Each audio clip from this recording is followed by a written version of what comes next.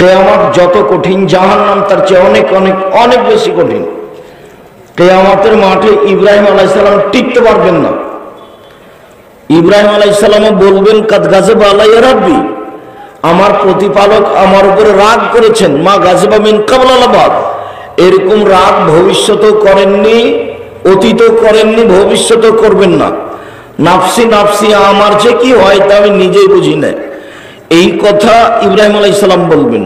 তবে মুহাম্মদ সাল্লাল্লাহু আলাইহি ওয়াসাল্লাম এ কথা বলেছেন, লা আদরি মা ইউফআলু, বিচারের মাঠে আমার সাথে কি আচরণ করা হবে তা আমি বলতে পারছি না, এই কথা মুহাম্মদ সাল্লাল্লাহু আলাইহি সাল্লাম বলেছেন। লা আদরি মা ইউফআলু, আমার সাথে কি আচরণ করা হবে বিচারের মাঠে তা আমি এখন বলতে পারছি না, এই কথা মুহাম্মদ সাল্লাল্লাহু আলাইহি সাল্লাম বলেন। জান্নাতের গেটে বড় অক্ষরে লেখা আছে, সর্বপ্রথমে যিনি জান্নাতে প্রবেশ করবেন তিনি হলেন মুহাম্মদ সাল্লাল্লাহু আলাইহি সাল্লাম।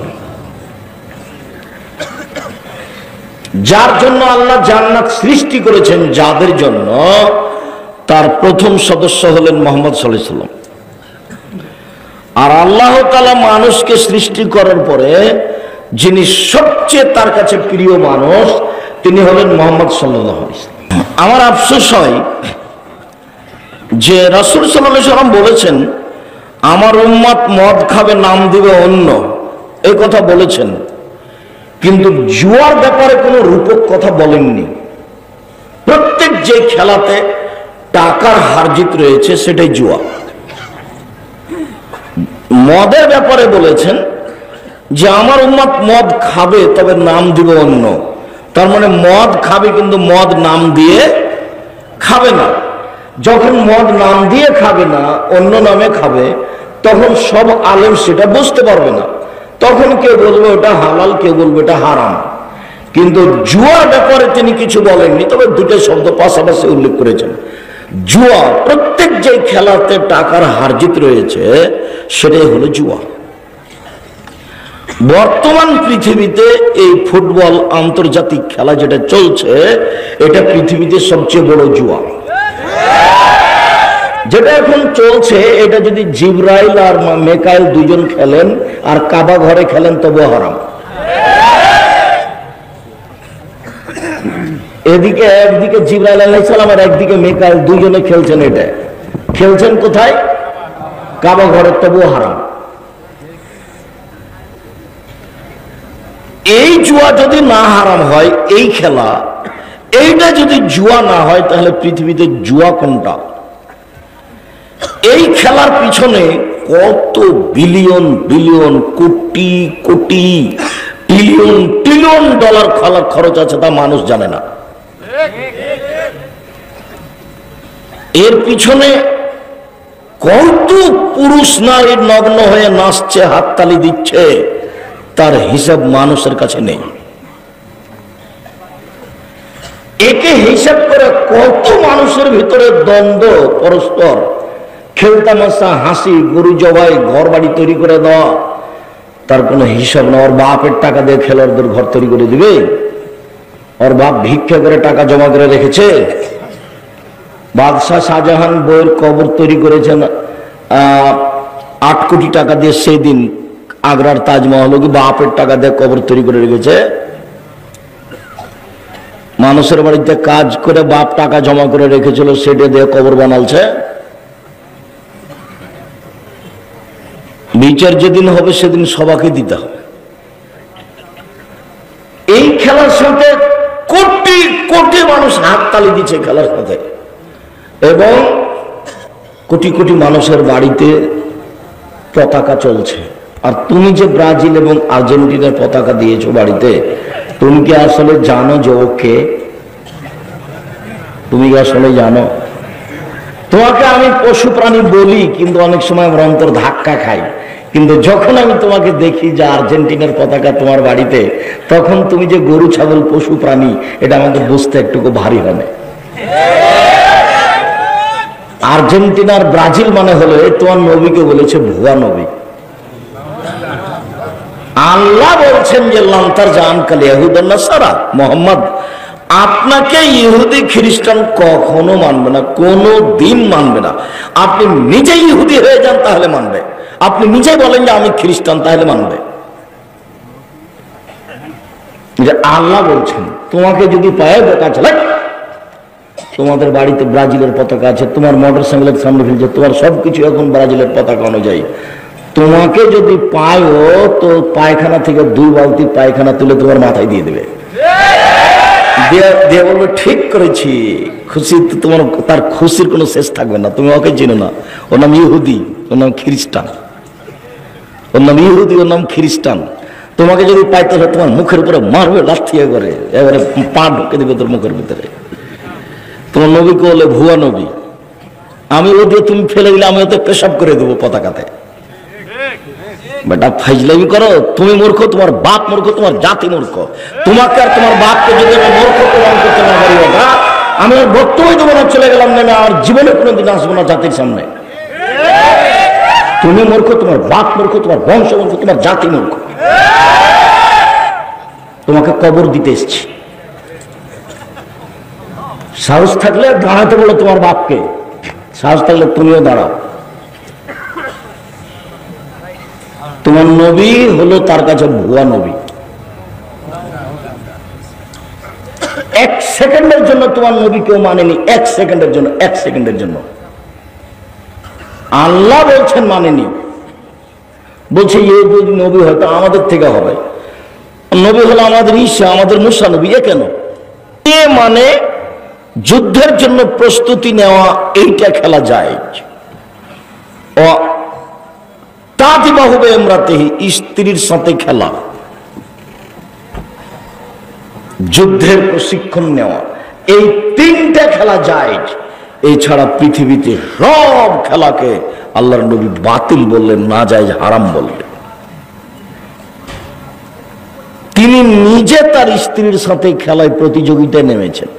একদিন স্ত্রীর সাথে দৌড়ালেন, তাতে আয়েশা হয়ে গেলেন জয়ী আর তিনি হলেন পরাজয়ী। আরেকদিন অনেকদিন পরে দৌড়ালেন, তখন আয়েশা রাদিয়াল্লাহু তাআলা আনহা হলেন পরাজয় আর মুহাম্মদ সাল্লাল্লাহু আলাইহি ওয়াসাল্লাম হয়ে গেলেন জয়ী। প্রতিযোগিতা।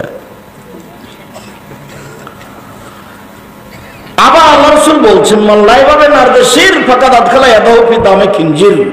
কেউ যদি বসে বসে সময় কাটে, এমন খেলায় অংশগ্রহণ করে যেমন চৌসার, ছক্কা, লুডু, দাবা, পাঞ্জা, ক্যারামবোর্ড, তাস, গেমস, আরো যত খেলা জন্ম নিয়েছে, কিয়ামত পর্যন্ত যত জন্ম নিবে, বসে বসে চলে, সময় নষ্ট হয়, শরীর চর্চা হয় না, এমন খেলায় যদি কেউ অংশগ্রহণ করে, তাহলে সে তার হাতকে শরীর শুকুরের রক্তের মধ্যে ডুবিয়ে দিল।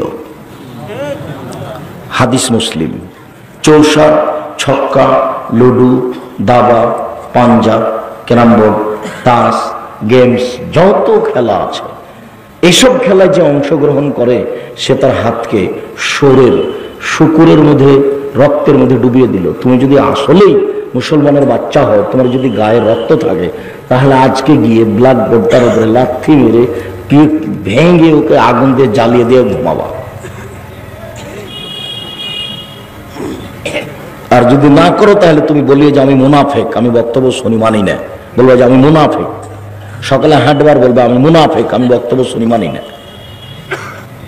এ পাড়া থেকে ওই পাড়া যাবে আর বলবে আমি মুনাফেক, আমি বক্তব্য শুনি আমি মানি না, আমি মুনাফেক। এভাবে বলবা। হিন্দুতে আসেনি, তুমি তো এসেছো। যদি আমি হিন্দুকে আসতে বলেছি, আমি যখন কোন জায়গাতে যাবো তখন হিন্দু যেন আসে, আমি তার কিছু না কিছু উপকার করবই করবো ইনশাল্লাহ। বিশ্বাস করো আল্লাহর কসম, বিশ্বাস করো আল্লাহর কসম, আমি 32 বছরে কোনোদিন অপ্রয়োজনীয় বাক্য বলিনি। 32 বছরে আমি কোনোদিন কেসা কাহিনী বলিনি। 32 বছরে আমি কোনোদিন সরকার বিরোধী বক্তব্য দিইনি। 32 বছরে আমি কোনোদিন কারো বিরুদ্ধে কথা বলতে যাইনি। 32 বছর আমি কোনোদিন মানুষের কাছে পথ খরচ পাতেও চাইনি। 32 বছর আমি কোনোদিন নিজের পরিচয় দিইনি। আমাকে যখন চাপ দিয়ে বলেছে যে বিজ্ঞাপন পোস্টারে কি লিখবো, তখন আমি বলেছি আমার নাম আব্দুর রাজ্জাক আর আমার বাপের নাম ইউসুফ, বাপ বেটা মিলে আব্দুর রাজ্জাক বিন ইউসুফ।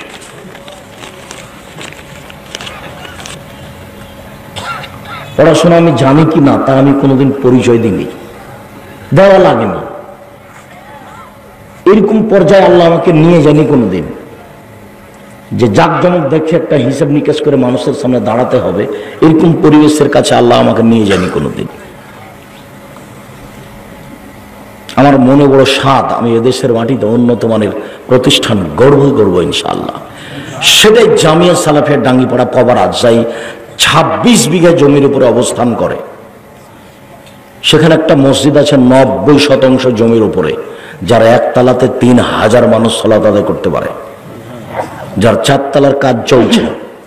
আপনার বাড়ির পাশে যেটা জামিয়া সালাফিয়া ডাঙ্গিপাড়া পবা রাজশাহী, এখানে প্রায় 2000 ছেলে পড়াশোনা করে, 850-900 মেয়ে পড়াশোনা করে এখানে, যার সম্মেলন হচ্ছে 22-23 ডিসেম্বর। কোনো লোককে নামানো হবে না, কাউকে উঠানো হবে না। শিরক মুক্ত প্রতিষ্ঠান জামিয়া সালাফিয়া, বিদাত মুক্ত প্রতিষ্ঠান জামিয়া সালাফিয়া, দল মুক্ত প্রতিষ্ঠান জামিয়া সালাফিয়া, সংগঠন মুক্ত প্রতিষ্ঠান জামিয়া সালাফিয়া, একমাত্র আল্লাহকে সন্তুষ্ট করার জন্য নিঃস্বার্থপর প্রতিষ্ঠান জামিয়া সালাফিয়া, যেখানে প্রায় 250 জন শিক্ষক শিক্ষিকা আছে সব মিলে, যাদের প্রতি মাসে বেতন লাগে প্রায় 30 লক্ষ। আপনাকে আমি এর জন্য দোয়া করতে বলেছি। আমি বলেছি আল্লাহ, আপনি বলবেন আল্লাহ এটা কবুল করো, জামিয়া সালাফিয়া কবুল করো। বলছিলাম আবু মুসা আশআরী রাদিয়াল্লাহু তাআলা আনহু বলেন, রাসূল সাল্লাল্লাহু আলাইহি সাল্লাম বলেছেন, লা ইয়াকুনুনা মিন বাদিয়াকুম ইস্তাহিলুনা আল হিরা আল হারিরা আল খামরা আল মাআজির। অচিরে আমার উম্মত জেনাকে হালাল মনে করবে, অচিরে আমার উম্মত রেশমি কাপড়কে হালাল মনে করবে, অচিরে আমার উম্মত, আল্লাহ মানুষকে পশু বলেননি, বলেছেন পশুর মতো। বুঝে না ওরা অন্তর আছে, বুঝে না, দেখে না ওরা চক্ষু আছে, দেখে না, শোনে না ওরা কান আছে, শোনে না। উলাইকা কালাম, তারা পশু প্রাণীর মতো, তারা গরু ছাগলের মতো, তারা কুকুর শ্রেণীর মতো, বালুমাজাল বরং তার চেয়ে খারাপ। মতো বলছেন, বলেননি যে কুকুর শ্রীগাল। কেন? কুকুর শ্রীগাল কোনোদিনই পরিবর্তন হতে পারবে না, মানুষ পারে। মুআয ইবনে জাবাল রাদিয়াল্লাহু তাআলা আনহু বলেন, রাসূল সাল্লাল্লাহু আলাইহি সাল্লাম বলেছেন, পৃথিবীর মানুষ শুনে রেখো, ইন্নাল হাযাল আমরা বাদা নবুওয়াতুর রাহমা, নেতৃত্ব শুরু হয়েছে নবী দিয়ে ও দয়া দিয়ে। নবীর নেতৃত্ব চলেনি আল্লাহর দয়া ছাড়া। সুম্মা ইয়াকুনু খিলাফাতুন রাহমা, তারপর নেতৃত্ব শুরু হয় খেলাফত দিয়ে ও দয়া দিয়ে। উমারের নেতৃত্ব চলে না আল্লাহর দয়া ছাড়া। সুম্মা মুলকান আজুজান, এরপর নেতৃত্ব শুরু হয় জোরজার মুল্লুকতার, এরপর নেতৃত্ব শুরু হয় জোরজার মুল্লুকতার। সুম্মা ইয়াকুনু জাবরিয়াতান ওয়াতানা ফাসাদান ফিল আরদি, এরপর নেতৃত্ব শুরু হবে জোর করে, পিটিয়ে, মানুষকে হত্যা করে, যে কোনো মূল্যে মানুষ নেতা হবেই। তখন তাদের 4টা স্বভাব হবে। 1, ইস্তাহিলুনাল হারিরা, এরা রেশমি কাপড় হালাল মনে করবে, বিছানে মখমল চাদর থাকবে। 2, অল ফরুজা, এরা জেনাকে হালাল মনে করবে। 3, অল খুমুরা, মদকে হালাল মনে করবে। 4, ইরজাকু আলাইহিম, দৈনন্দিন ধনী হয়ে যাবে, টাকা পয়সার অভাব থাকবে না, ব্যাংক ব্যালেন্স সব তাদের, কোনো চিন্তা নেই।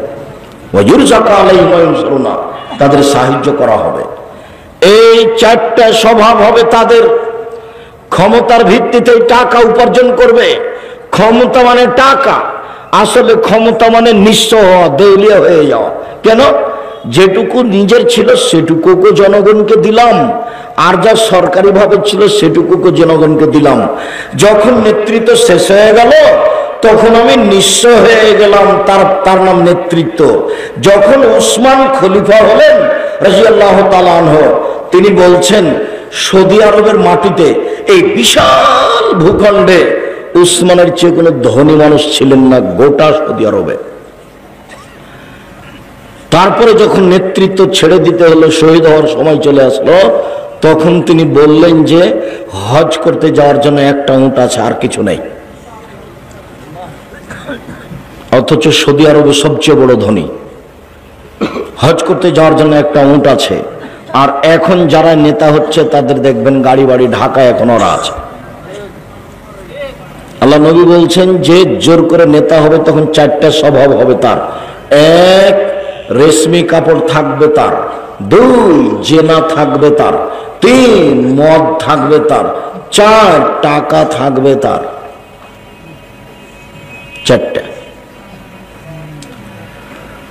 আবু হুরায়রা রাদিয়াল্লাহু তাআলা আনহু বলেন, রাসূল সাল্লাল্লাহু আলাইহি ওয়াসাল্লাম বলেছেন, ইন্না মিন আশরাতি শাহ, নিশ্চয় কিয়ামতের লক্ষণ, ইরফাল, এক, বিদ্যা উঠে যাবে, দুই, ওয়াকসুরাল জাহাল, মূর্খতা বেড়ে যাবে, তিন, ওয়াকসুরা জেনা, জেনা বেশি হয়ে যাবে, চার, ওয়াকিলার রিজাল, পুরুষ কমে যাবে, পাঁচ, ওয়াকসুরা নিসা, মহিলা বেশি হয়ে যাবে, হাত্তা ইয়াকুনা খামসিনা ইমরাল কাইমুল ওয়াহিদ, একজন পুরুষের অধীনে থাকবে 50 জন নারী।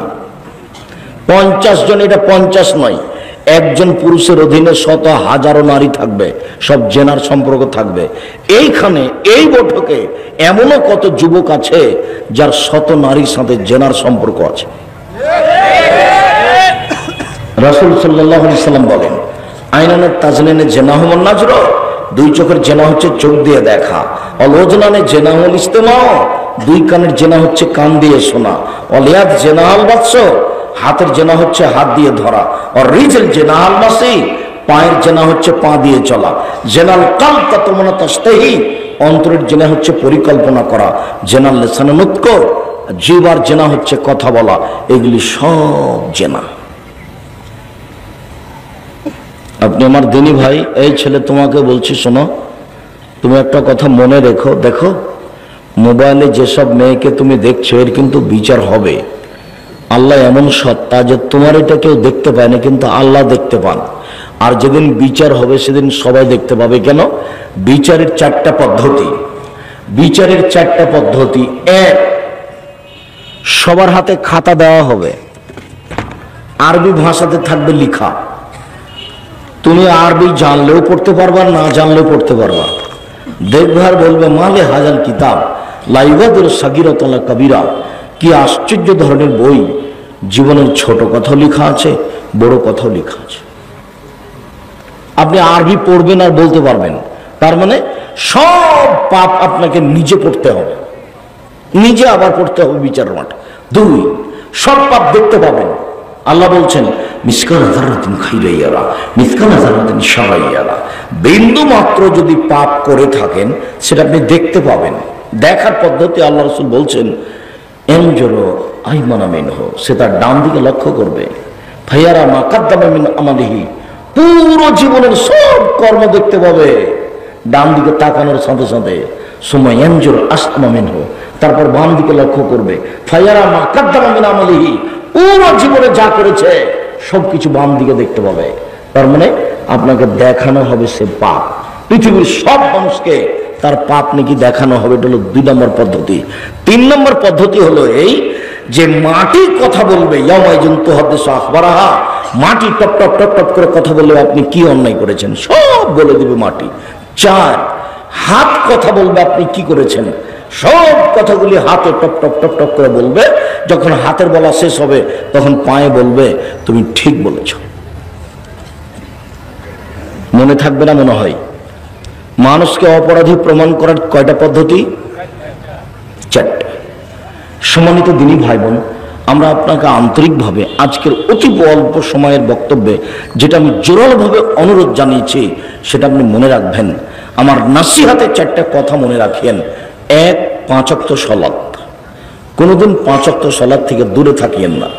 2, হালাল রুজি, যেভাবেই হোক, চকলেট বিক্রি করা হোক, কাপড় বিক্রি করা হোক, দিন মজুরি করা হোক, হালাল রুজি। 3, একটু কোরআন তেলাওয়াত, অন্তত ইখলাস, প্রত্যেক দিন সকালে বা বিকালে সূরা ইখলাস 3 বার পড়বেন অন্তত, দিয়ে নিজেকে বলবেন যে আমি কোরআন মাজিদ পড়ি। আর যদি নিয়মিত কোরআন মাজিদ পড়তে পারেন ভালো, পড়েন।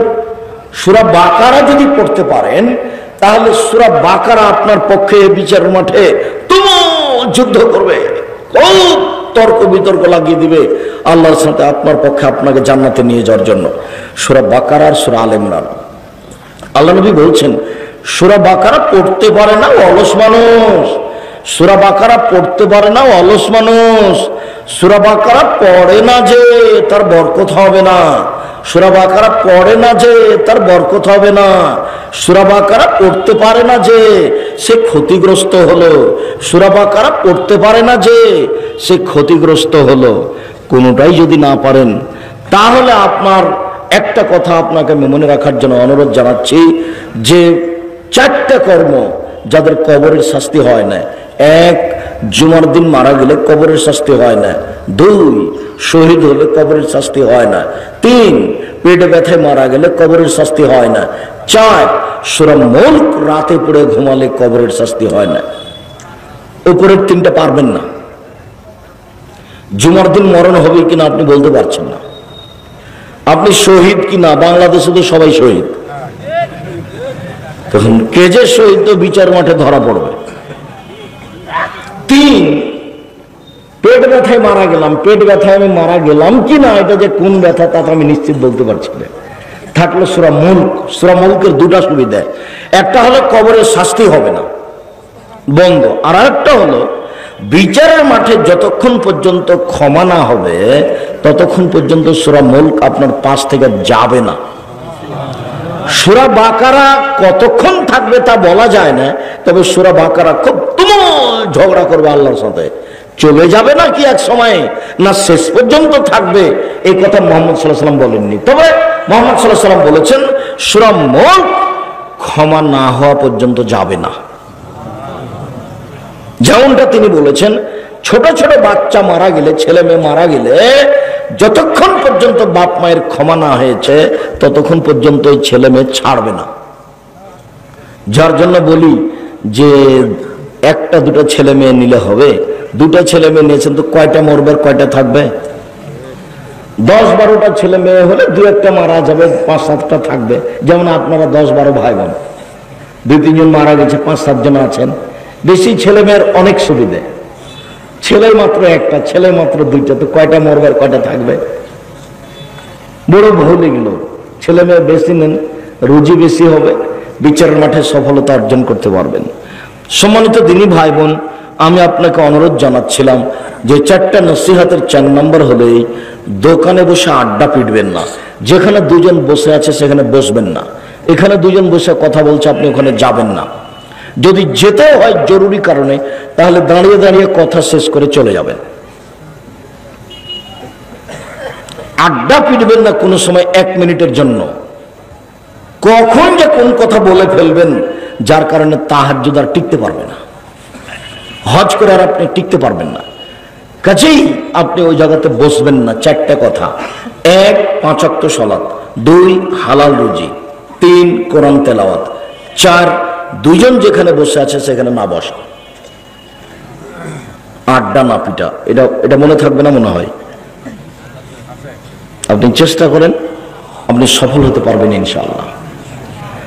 রাসূল সাল্লাল্লাহু আলাইহি ওয়াসাল্লাম বলেন, পৃথিবীর মানুষ মনে রেখো, নেশাদার দ্রব্য পান করা এমন একটা জিনিস, এমন একটা পাপ, কেউ যদি একবার নেশাদার দ্রব্য পান করে 40 দিন আল্লাহকে রাজি করতে পারবে না। রাসূল সাল্লাল্লাহু আলাইহি সাল্লাম বলেন, নেশাদার দ্রব্য পান করা এমন পাপ, মান শারবাল খামরা, কেউ যদি একবার নেশাদার দ্রব্য পান করে, লাম তুকবাল লাহু সালাতুন 40 লাইলা, তাহলে 40 দিন তার নামাজ কবুল হবে না।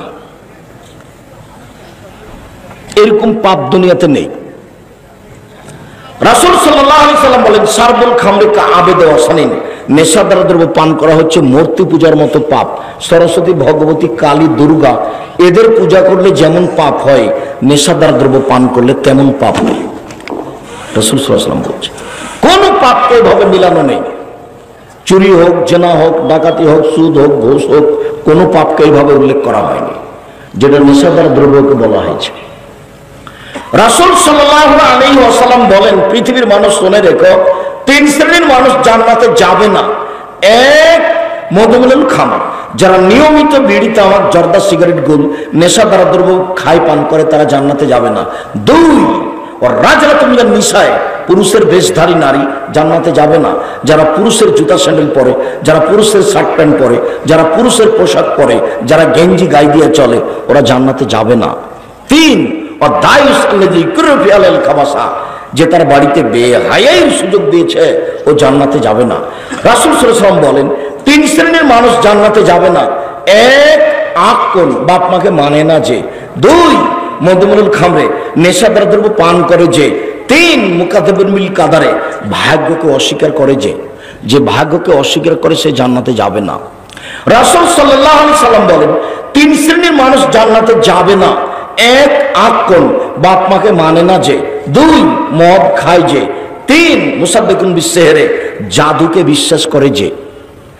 জাদু খেলাও হারাম, জাদু দেখাও হারাম। মোবাইলের অপর নাম জাদু। মোবাইলের অপর নাম কি? জাদু। পেশাব পায়খানা তো মানুষ মোবাইল নিয়ে যায়, পায়খানায় নিয়ে গেছে মোবাইল, আসলে এই জাদু। সম্মানিত দিনী ভাই বোন, রাসূল সাল্লাল্লাহু আলাইহি ওয়াসাল্লাম এই ব্যাপারে যে কথাগুলি বললেন, এইটা আমি আপনি যদি যথাযথভাবে মূল্যায়ন করি তাহলে কিছু না কিছু ভালো ফল পাবো ইনশাআল্লাহ। সম্মানিত দিনী ভাই বোন, রাসূল সাল্লাল্লাহু আলাইহি ওয়াসাল্লাম বলেন, পৃথিবীর মানুষ তোমরা তিনটা কাজ করো। এক, আতেমুল জাহিয়া, দুস্থ গরিব ফকির মিসকিনকে খেতে দাও। দুই, উদুল আরিজা, অসুস্থ মানুষকে দেখতে যাও। তিন, ফুকুল আনি, যারা বন্দী আছে জেল হাজতে তাদেরকে মুক্তি করার চেষ্টা করো। বুখারী, মুসলিম। অত্র হাদিসের কথা তিনটি আমি আপনাদেরকে জোরালোভাবে মেনে চলার অনুরোধ জানিয়ে কথার শেষের দিকে চলে আসলাম। রাসূল সাল্লাল্লাহু আলাইহি সাল্লাম বলেন, পৃথিবীর মানুষ তোমরা তিনটা কাজ করো। এক, দুস্থ গরিব ফকির মিসকিনকে খেতে দাও। দুই, অসুস্থ মানুষকে দেখতে যাও। তিন, যারা জেল হাজতে বন্দী আছে তাদেরকে বের করার চেষ্টা করো। এটা আল্লাহ রাসূলের আদেশ। সম্মানিত দিনী ভাই বোন, আমি আপনাদেরকে 5 ওয়াক্ত সালাত আদায়ের অনুরোধ জানিয়ে, হালাল হারাম বেঁচে চলার অনুরোধ জানিয়ে, দোকানপাটে আড্ডা না পিটার অনুরোধ জানিয়ে, মানুষের সাথে জোর জুলুম করে জমি দখল না করার, মানুষের সাথে খারাপ আচরণ না করার অনুরোধ জানিয়ে আপাতত আজকের মতো কথা এখানে শেষ করছি।